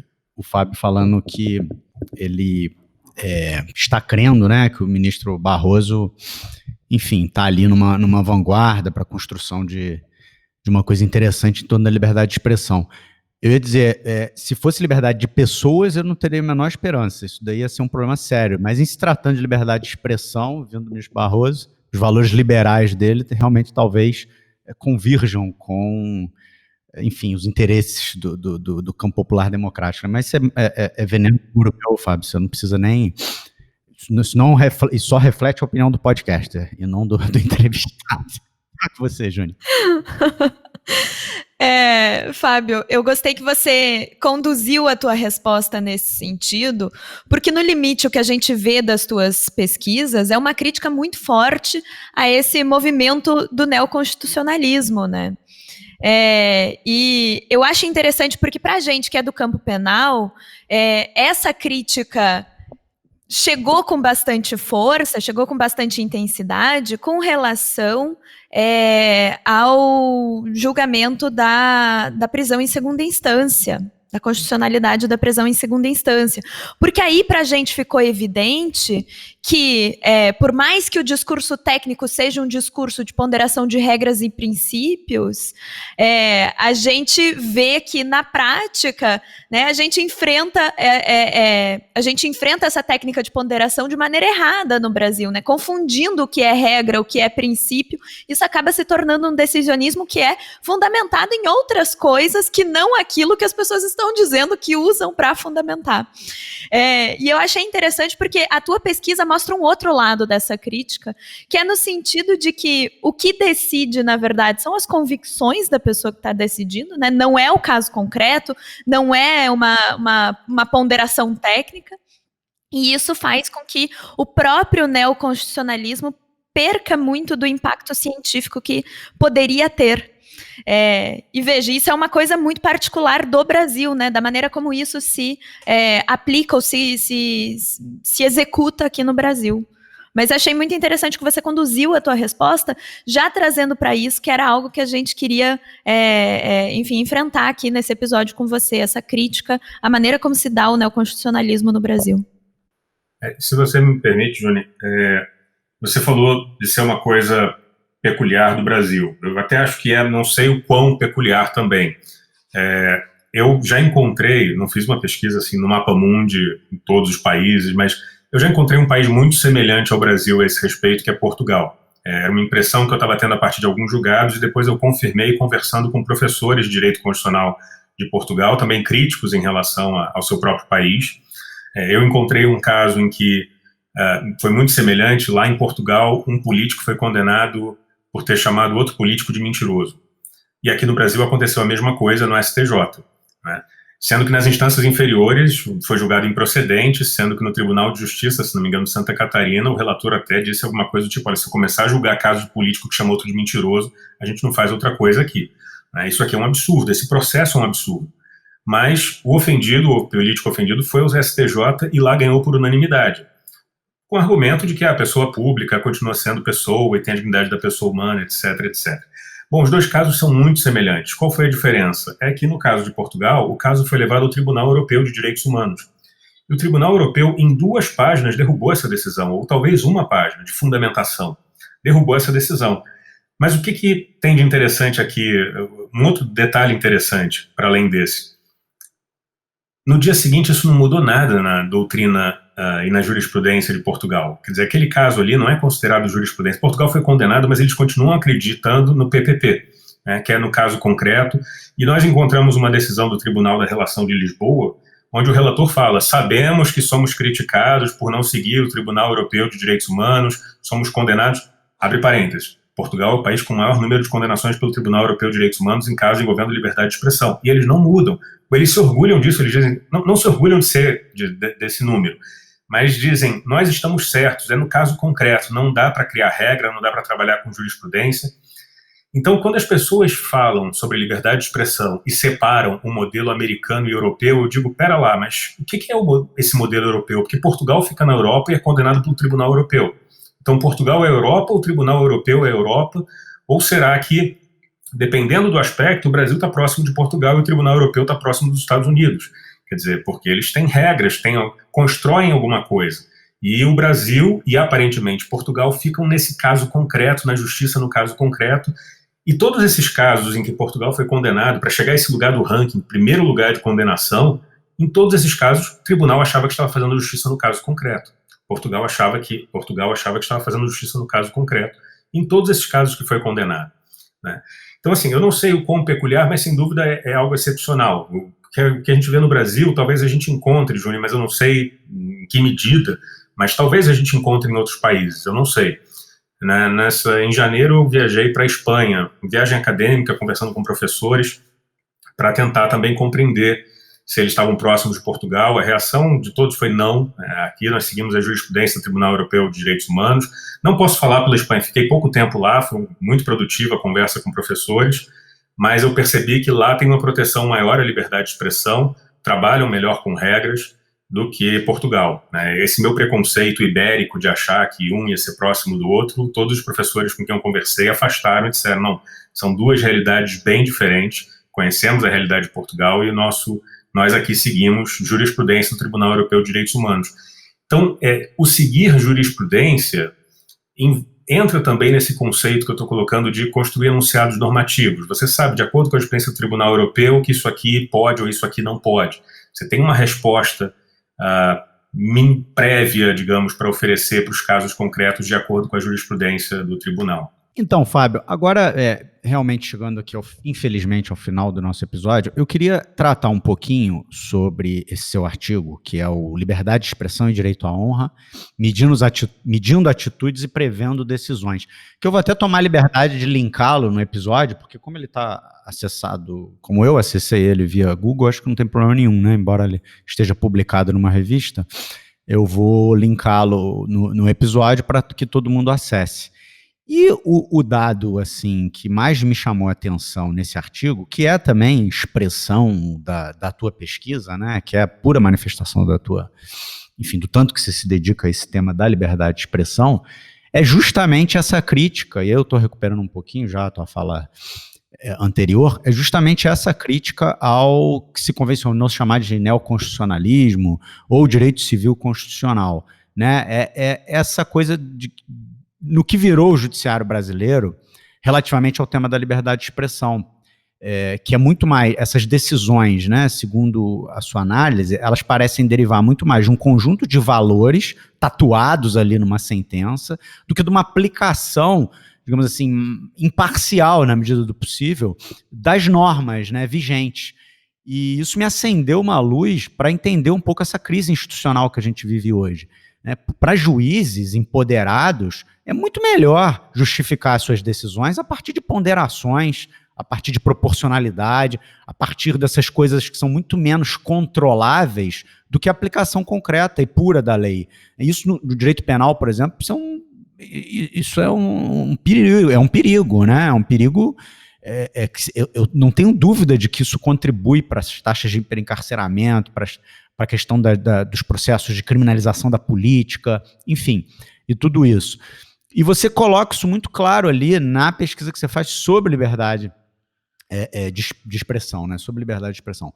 E eu fiquei pensando nisso, cara, o quanto que a origem dessa crise institucional que a gente vive, que tem no Poder Judiciário hoje, um órgão praticamente de natureza política pura, né? E que vez ou outra se comporta com viés eleitoral claríssimo, né? Vide ontem o juiz Marcelo Bretas foi condenado pelo TRF2 a 12 votos a 1, né?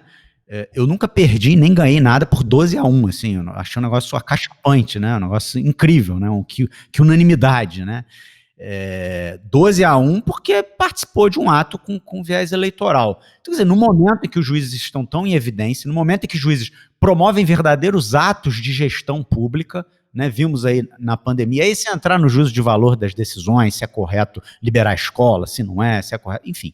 Mas o fato é que os juízes hoje, eles protagonizam a gestão pública e, no entanto, numa matéria sensível como essa aqui, a liberdade de expressão, você identificou ali, porra, que eles estão decidindo com a cabeça deles, que eles estão decidindo segundo o seu próprio arcabouço de valores, né, e estão usando as decisões para tatuar essas impressões, essas crenças, e ali entra tudo. E eu ia até contar muito rapidamente um episódio da minha vida profissional, não vou nem revelar o santo, óbvio, por razões de sigilo profissional, mas uma vez eu defendi uma pessoa que nesse caso ela era vítima de um delito, só que, enfim, ela já havia protagonizado uma questão importante, um outro processo penal importante, enfim, é uma pessoa pública, digamos assim.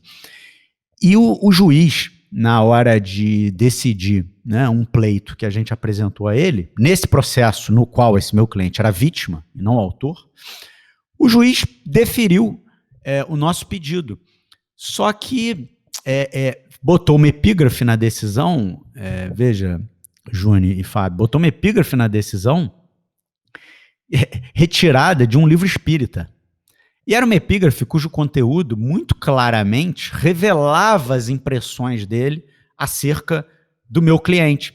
Mas eu achei uma coisa interessante ali, porque ele decidiu a favor do meu cliente, afinal de contas. Quer dizer, ele usou a epígrafe da decisão para expressar o valor dele. Naquele caso, ele até um valor religioso. O que eu achei absolutamente errado, porque o Estado é laico, você não pode botar uma epígrafe de Bíblia, uma epígrafe de livro dos espíritos, por mais respeitável que os livros religiosos todos sejam. Sem dúvida nenhuma, mas o lugar deles não é uma sentença judicial. O juiz não pode botar uma epígrafe, ele não pode usar a tinta que eu paguei com meu imposto para ele trabalhar para fazer proselitismo religioso. Está errado, absolutamente errado. Mas o que eu achei interessante ali foi que o juiz fez tatuou o valor dele ali, olha, eu acho o teu cliente errado por causa disso, mas esse pedido aqui é correto, então eu estou concedendo. Mas na hora dele decidir, ele decidiu sem o valor. Menos mal. Né? Menos mal, quer dizer, é um juízo mais consciente, né, da tua função dentro da divisão de poderes ali da República. Eu vou já que você falou agora da religião, nós fizemos uma série de experimentos. Eu lembro bem do primeiro que eu fiz, que não deu certo, né, e para mim foi uma grande decepção, mas foi a minha primeira experiência com experimento, e eu estava acompanhado do professor Ivar Hanikainen, coautor desse livro, que tem uma experiência muito grande. Foi ele que me ajudou muito com essa experiência de elaborar experimentos. Ele foi pesquisador em Harvard, laboratório de psicologia, tinha um know-how muito grande sobre isso, e ele disse: Fábio, fica tranquilo, de 200 experimentos, sei lá, 10 vão dar certo, isso é normal. E o primeiro envolvia ideologia política. Eu queria saber se a ideologia política do julgador, dependendo do caso, afetava o julgamento. Foi muito difícil fazer esse experimento. É difícil ter um enunciado, um caso que valha tanto para a direita quanto para a esquerda. Mas ali a gente já teve a ideia, isso partiu dele, do Ivar, falou, vamos colocar... ele sempre aperfeiçoava as ideias que eu apresentava, até por causa do conhecimento que ele tem, da expertise, e ele falou, vamos colocar no final algumas afirmações sobre liberdade de expressão, sobre direito à honra, dignidade da pessoa humana, e colocar isso numa escala de 7 pontos, onde as pessoas vão dizer se concordam ou discordam, mas em 7 pontos. Concordo fortemente, concordo moderadamente, concordo levemente, não concordo nem discordo, discordo levemente, discordo moderadamente, discordo fortemente. Então vamos colocar afirmações como a liberdade de expressão tem uma posição preferencial. E as pessoas dizem ali o que elas marcam, se concordam forte, nessa escala de 7 pontos. E fizemos a dignidade da pessoa humana, o valor fundamental da República, etc.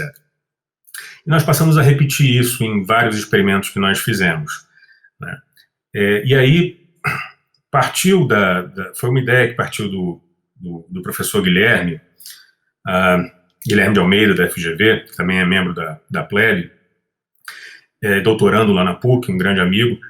Ele e o coautor, né, que encabeça esse artigo que você mencionou, que nós publicamos recentemente, ele falou, Fábio, vamos analisar se está funcionando, ou como está funcionando as respostas que os participantes dão para essas afirmações que nós fazemos. E nós verificamos, esse foi realmente um achado, que esse é o melhor preditor da forma como as pessoas vão julgar os casos. Na ausência de regras, e realmente nós não temos regras, não temos enunciados normativos mais concretos, como eu já disse no início do programa, se X, então Y, e aqueles que vão tomar a decisão têm uma incômoda liberdade, digamos, uma excessiva liberdade para decidir como eles quiserem. Vamos ver se isso está relacionado com a forma como eles previamente encaram esses direitos ou valores, se quiserem, de liberdade de expressão e direitos da personalidade. E no fim das contas, esse acabou sendo realmente, nós verificamos essa relação, essa correlação, e fizemos depois testes posteriores para confirmar isso. Então, tem um teste que eu fiz, por exemplo, com os alunos alunos de uma turma minha de Direito Constitucional 3. O que nós fizemos? Primeiro, eu distribuí para eles uma folha só com essas afirmações e com essa escala de 7 pontos, de concordância e discordância em 7 pontos. Eu distribuí para eles isso e pedi para eles colocarem, e todos eles receberam a folha com um número. Não tem identificação pessoal, então número 1, número 2, 3, 48. Acho que eram 50 alunos participando. E, bom, isso agora foi meio artesanal, mas eu pedi para eles decorarem esse número. Falei, guardem esse número porque ele vai ser importante depois, anotem no celular, enfim. 2 semanas depois, eu voltei com a mesma escala, com as mesmas frases, as mesmas afirmações, só que dessa vez com um caso. Então eles tinham que julgar o caso e depois responder de novo aquilo que eles já tinham respondido 2 semanas antes. Então o que nós verificamos ali é que eles mantiveram a coerência, quer dizer, não é uma coisa de, aquele dia eu marquei uma coisa, hoje eu marquei outra. Não, tem uma consistência. Aqueles que dizem que concordam moderadamente com a ideia de que a liberdade de expressão goza de uma posição preferencial, responderam a mesma coisa da segunda vez. Então tem uma consistência aí. E a forma como eles responderam isso acabou permitindo antecipar a forma como eles iam julgar o caso que eles julgaram, que foi um experimento que a gente já tinha bolado e já aplicado para 400 pessoas responderem.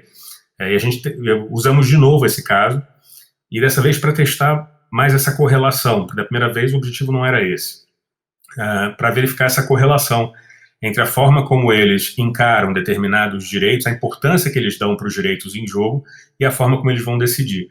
Então, assim, eu, como pesquisador, talvez tenham percebido isso, eu não uso a palavra eu comprovei, eu provei. Não provei nada, não comprovei nada, é muito cedo, essas pesquisas são complexas, são grandes, tem que passar pela falseabilidade, tem que ser replicadas, eventualmente serem aplicadas para grupos diferentes. Então, assim, eu sei que o meu grupo, o meu universo acaba limitado ao meu Facebook, às minhas redes sociais, ao Rio de Janeiro, talvez a Zona Sul, talvez a PUC, né? Então a gente tem que testar em outros estados para poder se aproximar de algo próximo de eu comprovei alguma coisa. Por enquanto é algo que está sendo sugerido, mas é muito forte a partir dos resultados que nós tivemos, de que realmente a forma como as pessoas respondem a essas afirmações a respeito de liberdade de expressão, dignidade da pessoa humana, honra, direitos da personalidade, acaba permitindo prever a forma como elas vão julgar o caso. O que eu tinha dito inicialmente, acabei não fazendo a ponte quando eu falei sobre religião, agora só para fechar, é que nós fizemos também um experimento, na época que envolvia discurso de ódio. Nós elaboramos uma vinheta, vocês devem se lembrar, não sei se a Júnior vai se lembrar disso, mas o caso que ficou conhecido como Chute da Santa, né, que aconteceu nos anos 90, do Sérgio von Held, um episódio na TV Record. Naquela época, o alvo da Igreja Universal do Reino de Deus eram os católicos, né? Depois eles mudaram e passou a ser as religiões de matriz africana, e eles fizeram as pazes com os católicos, e a eleição recente confirma isso, mas o alvo agora são as igrejas de matriz africana. Mas naquela época, quando o alvo eram os católicos, era a religião católica, esse pastor fez uma crítica no dia 12 de outubro, dia de Nossa Senhora Aparecida, fez uma crítica a essa idolatria, à imagem, típico da Igreja Católica, adoração de imagens, e com o pé ele apontou dizendo que era só um boneco de gesso. Enfim, isso ficou conhecido como Chute na Santa. Até acho que o nome não é adequado, mas enfim, aí também foi a estratégia da mídia de chamar isso de Chute na Santa, embora não tenha ocorrido ali realmente um chute.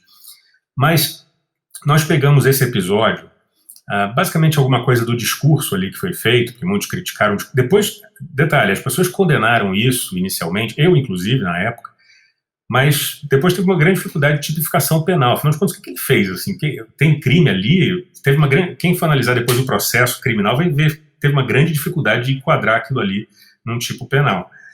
Pois bem, nós pegamos ali o discurso, o ponto ali era o discurso, e colocamos para um grupo. Reproduzimos como tendo por alvo, não falamos ali em chute na santa, colocamos só o discurso, que eu não queria que ninguém pensasse, lembrasse do caso, do episódio do chute na santa. O objetivo ali era só o discurso. Pegamos só o discurso, o pastor falou isso no programa de TV em relação à Nossa Senhora Aparecida. Para o outro grupo, era em relação ao orixá, que era o orixá do mesmo dia. Então, o ofensor é uma constante, é sempre o mesmo pastor, é o mesmo programa, a ofensa é a mesma, o que muda é o objeto religioso ofendido, a figura religiosa ofendida.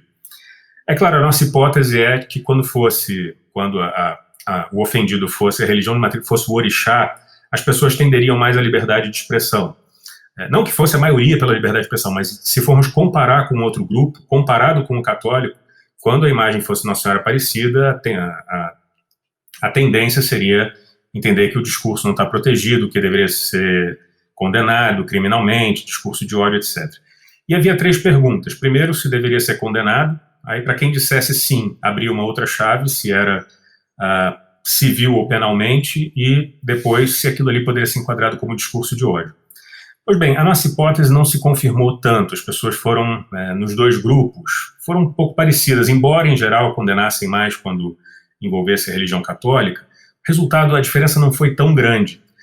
Mas o que aconteceu, e que eu confesso a vocês, não era a minha hipótese, eu não tinha pensado nisso porque eu não achei que eu pudesse fazer essa análise, já que no Brasil as pessoas sem religião são um percentual muito pequeno, mas naquele caso, naquele grupo, as pessoas que se declararam sem religião eram 48% dos participantes. Então isso permitiu uma análise comparativa entre quando, independentemente do grupo, 1 ou 2, quando o julgador é religioso ou quando ele não é religioso. E isso fez uma diferença muito grande. Então, se o julgador é religioso, não importa qual é a religião que está sendo ofendida, se é religião de matriz africana ou se é religião católica, mas se o julgador, o participante do experimento, se ele diz que ele é religioso, ele tem uma tendência maior, muito maior, de condenar penalmente e considerar discurso de ódio. Quando ele não é religioso, aí a tendência é não condenar, ou quando condena civilmente e, na terceira pergunta, entender que não é discurso religioso. Pois bem, o que esse experimento sugere? Que o fato de o operador do direito ser religioso ou não faz diferença na hora de dizer o direito. Para saber se o nosso direito protege ou não um discurso, a resposta é: depende, você é religioso? Se você é religioso, a resposta é uma, se você não é religioso, a sua resposta é outra. Então, acho que esses são pontos, esse é um bom exemplo do que nós levantamos nos nossos experimentos, que mostram, como o resultado é descritivo, mostra o que nós temos que trabalhar, porque o direito não deveria depender da religiosidade do aplicador do direito, como no caso do magistrado, no episódio que o Rafael citou. Fantástico, fantástico. Bom, como disse a Júnior, realmente são muitas informações que, apesar de dialogarem bastante com o nosso campo, apesar de dialogarem bastante com a questão criminal, afinal de contas estamos falando aqui de defesa das liberdades democráticas, é um outro universo que se abre, né? Infelizmente, Fábio, queridíssima audiência, a gente está chegando ao final do nosso episódio. Eu queria mais uma vez agradecer, Fábio, a você, a oportunidade de estar aqui te ouvindo de uma forma tão dedicada, né, da sua parte, assim, né, com explicações tão claras, tão profundas e, enfim, com poder de síntese muito, muito bacana e muito apreciado pela nossa audiência. Queria te agradecer demais, cara, dizer que a gente está aqui de portas abertas para divulgar as suas pesquisas, divulgar as suas ideias, dizer que foi um prazer enorme estar contigo. Eu vou passar a palavra para a Júnior, fazer as considerações finais também, e na sequência para você deixar o seu tchau aí para a galera e deixar para a gente a dica de um livro com 2 condições, que não seja o seu próprio livro, do qual a gente tratou aqui hoje, porque já é a dica principal do podcast, mas também que não seja um livro jurídico, que seja um outro livro, um outro título qualquer. Tá contigo, Jônia. Obrigada, Rafael. Bom, Fábio, quero agradecer muito a tua presença aqui hoje. Acho que você provocou reflexões na gente, que são reflexões que, enfim, enriquecem as nossas possibilidades de análise, né? Acho que foi um desses podcasts que, por mais que a gente não estivesse falando diretamente, né, da questão criminal, de segurança pública, de política criminal, de direito penal, a gente tem aqui agora uma bagagem muito maior para refletir sobre diversas situações que a gente enfrenta às vezes, né? Então, te agradeço muito por isso, acho que foi um episódio muito, muito enriquecedor, de verdade. E agradecer, como sempre, né, nossa audiência querida, que tenho certeza aproveitou esse episódio tanto quanto a gente. Bom, muito obrigado, Júnior, obrigado, Rafael, pelas palavras, e para mim foi um prazer participar. Queria dizer também para os ouvintes que, em breve, eu vou colocar esse livro num arquivo PDF, quer dizer, o livro está à venda no valor de custo, que foi R$21, porque a ideia realmente não é lucrar em cima desse livro, mas é fazer circular esse livro, que é mais um relatório de pesquisa do que um livro propriamente. A ideia é fazer circular esses dados para discutir, para debater, até porque ali nós não fomos muito conclusivos, é uma pesquisa descritiva, é interessante ver a percepção que cada um pode ter a respeito daqueles dados. Então, em breve, esse livro vai estar em PDF para download gratuito no site da Pleb, que é pleb, né, com B mudo, plebpuc, tudo junto, .science, www.plebpuc.science. Então, em breve, nós vamos colocar ali para download gratuito. Quem quiser a versão impressa, está disponível no Mercado Livre, na Amazon.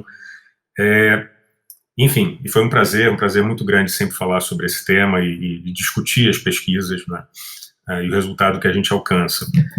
Bom, em relação ao livro, para mim não é muito difícil fazer essa sugestão, uma questão bem pessoal.